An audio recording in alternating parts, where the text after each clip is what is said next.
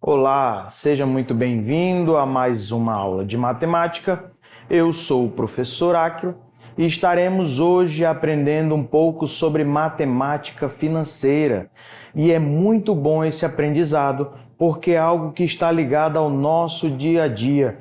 As operações financeiras estão em todas as partes e por isso você e eu devemos aprender e ter a prática com ela, ok?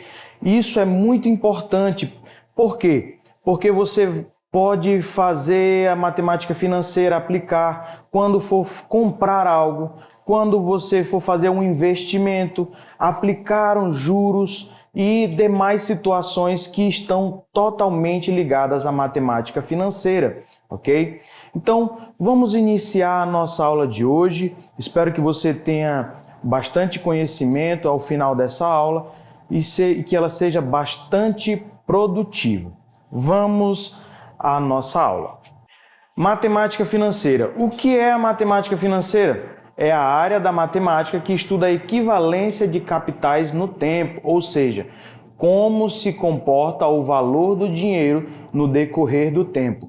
Essa última frase ela é bastante importante, porque nós temos que saber como o nosso dinheiro vai se comportar ao longo do tempo, seja um investimento ou algo do tipo. Pode haver um decréscimo ou um acréscimo do valor, e isso é importante para sabermos se mantemos esse investimento ou tiramos ele da nosso regime de aplicação que colocamos, ok? Sendo uma área aplicada da matemática, estuda diversas operações ligadas ao dia a dia das pessoas. Por esse motivo, conhecer suas aplicações é fundamental. Dentro da matemática financeira, as aplicações mais utilizadas são a de juros simples e de juros compostos. Vamos começar agora, então, vendo um pouco de juros simples. Juros simples. Juros simples são uma correção calculada sobre um valor inicial expressa em porcentagem. Trata-se de um acréscimo que, como o nome indica, é bastante simples de ser realizado. Pode ser uma cobrança ou recebimento extra, por não haver o reembolso total no momento. Partindo de um valor presente, se aplica uma taxa de juros que leva em conta também o período da operação. Vale para vendas a prazo e investimentos, dinheiro que entra, e para compras parceladas e empréstimo, o dinheiro que sai. A fórmula do juros simples é bastante enxuta e considera 4 variáveis. Vamos lá, a primeira variável, capital. É o valor presente que se refere à quantia total da operação. No investimento é o valor que você vai investir. Em um empréstimo é o valor que você vai receber e a partir desse valor o juro será aplicado em cima. Vamos lá, os juros é o acréscimo sobre o capital. Ok? É o valor final que vai ser colocado. O tempo é a duração da operação, geralmente expressa em meses, mas também nós temos algumas operações que são dias e anos, semestrais, trimestrais, bimestrais e assim sucessivamente. E por último, a taxa. É o percentual que determina a quantidade de juros que incidem na operação. Lembrando que essa taxa aí não é aquela porcentagemzinha que você vê, por exemplo, 20%. Quando tem uma questão, a porcentagem é dada da forma geral, mas na taxa percentual você deve dividir por 100 para saber o valor da taxa percentual, ok? E aí nós temos a fórmula. Juros é igual a capital vezes a taxa vezes o tempo. Vamos a juros compostos. Juros compostos. Os juros representa juros sobre juro, ou seja, tem aplicação sobre o montante de cada período. A melhor forma de entender é justamente comparar com juros simples. O que acontece é que cada mês é aplicada uma correção sobre o capital de momento. Isso torna a rentabilidade de um investimento mais atrativa, mas, por outro lado, pode elevar uma dívida se essa for a modalidade de correção utilizada. No caso dos juros compostos, um novo elemento é somado à fórmula. O montante corresponde ao final. Os demais se mantêm: capital, taxa de juros e tempo. A fórmula agora é a seguinte: montante igual a capital vezes 1 mais a taxa elevado ao tempo. Observe agora que a taxa ela não está mais multiplicando pelo tempo. Ela está sendo agora elevada. O tempo está elevado. Então, nós temos aqui 1 mais a taxa de juros elevada ao tempo, ok? Vamos a uma questão para nós podermos praticar melhor. Questão 140 da prova azul do segundo dia do Enem 2012. Essa questão está no livro do A Prova Enem, na página 72, e você pode acompanhar ou resolver depois. Vamos lá. Arthur deseja comprar um terreno de Kleber que lhe oferece as seguintes possibilidades de pagamento. Nós temos aí as 5 opções. Primeira, pagar à vista por 55 mil. Segunda opção, pagar a prazo, dando a entrada de 30 mil e mais uma prestação de 26 mil para dali a 6 meses. Opção 3, pagar a prazo, dando uma entrada de 20 mil, mais uma prestação de 20 mil para dali a 6 meses e outra de 18 mil para dali a 12 meses da data da compra. Opção 4, pagar a prazo, dando uma entrada de 15 mil e o restante em 1 ano da data da compra, pagando 39 mil. E por último, pagar a prazo, dali a 1 ano, o valor de 60 mil. Vamos analisar cada uma das opções e resolver escolher a melhor opção para se aplicar no caso de Kleber. Vamos lá. Arthur tem o dinheiro para pagar à vista, mas avalia se não seria melhor aplicar o dinheiro do valor à vista ou até um valor menor em um investimento, com rentabilidade de 10% ao semestre, resgatando os valores à medida que as prestações da opção escolhida fossem vencendo. Após avaliar a situação do ponto de vista financeiro e das condições apresentadas, Arthur concluiu que era mais vantajoso financeiramente escolher a opção, e aí nós temos as 5 opções e vamos agora responder essa questão. Vamos lá. Para que Arthur possa decidir, é preciso estudar cada uma das 5 opções. Primeira opção, pagamento à vista dos 55 mil. Nesse caso, Arthur pagaria o valor total e não teria de pagar ou receber mais nada posteriormente. Segunda opção, pagamento a prazo. Dando uma entrada de 30 mil e mais uma prestação de 26 mil para dali a 6 meses, Arthur dispõe de 55 mil. Dando uma entrada de 30 mil, ele poderia aplicar esses 25, a taxa de 10% ao semestre. Vamos lá. Nesse caso aqui, o regime é de juros compostos.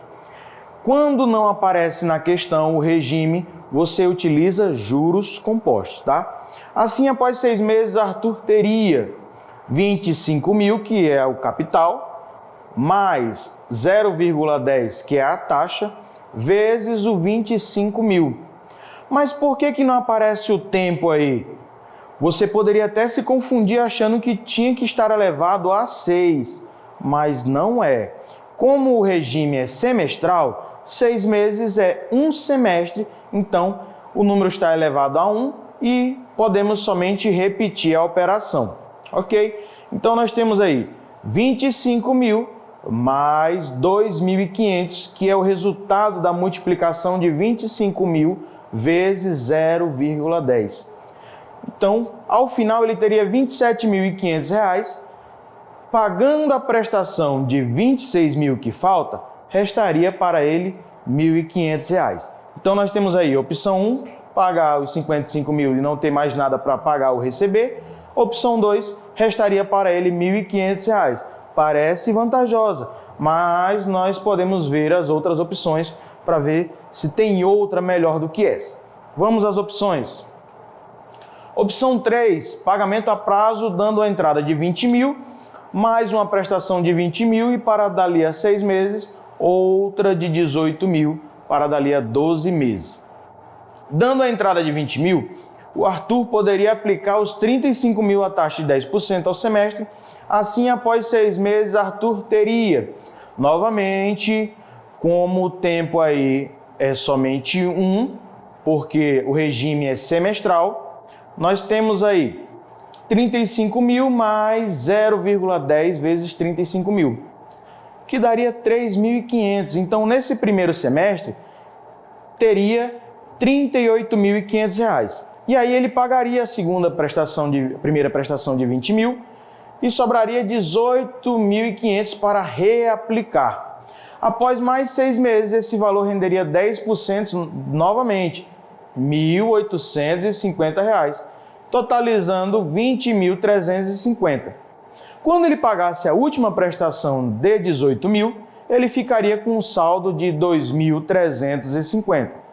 Observe que essa opção 3 já é melhor que a opção 2, mas vamos ver as demais opções, porque pode ter uma mais vantajosa.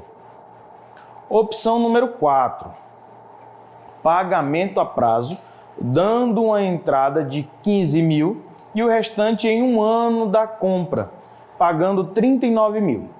Com uma entrada de 15 mil, Arthur ele poderia aplicar 40 mil à taxa de 10% ao semestre. Após 12 meses, 2 períodos de rendimento, Arthur teria. Vamos lá.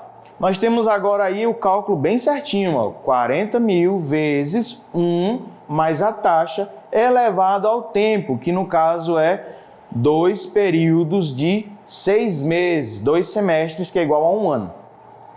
Essa conta, o resultado daria 48.400. Efetuando o pagamento de 39 mil, Arthur ficaria com um saldo de 9.400. Opção 5, pagamento a prazo dali a 1 ano no valor de 60 mil. Se Arthur aplicasse os seus 55 mil por 1 ano, a taxa de 10% ao semestre, ele teria no final essa operação aí, 55 mil, mais 1 mais 0,10 elevado ao quadrado, restando ao final R$ 66.550. Efetuando o pagamento de 60 mil, sobraria um saldo de R$ 6.550. Nós temos as 5 opções agora, todas elas bem definidas, né? E nós podemos ver que cada uma delas o valor vai aumentando do que sobraria. Mas se você estiver prestando atenção, eu acredito que a melhor opção seja a opção 4, onde sobra mais de 9 mil para ele. A opção 5 parece ser bem vantajosa, mas vamos ver agora na resposta qual a melhor opção para se aplicar. Portanto, é mais vantajoso financeiramente que Arthur escolha a opção 4. A alternativa correta é a letra D. Isso vale para a nossa vida, pois nós devemos analisar qual a melhor aplicação a se fazer no caso de um investimento. No caso de Arthur, ele pôde analisar cada uma das alternativas.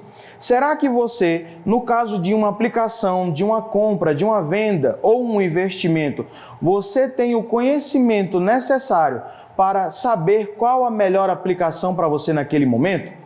É necessário que nós conheçamos tudo aquilo que iremos aplicar, ok? Isso serve para mim e para você, para que nós tenhamos uma melhor aplicação, um melhor investimento ou algo do tipo. Nesse momento agora, eu peço que você pratique. Agora que você conhece matemática financeira, treine aí na sua casa e procure realizar as atividades que serão propostas pelo seu professor e também na plataforma. Essa foi a nossa primeira aula de matemática financeira. Nós teremos outras desse mesmo conteúdo para podermos aplicar melhor esse conteúdo que é tão importante para mim e para você. E é isto. Fiquem com Deus.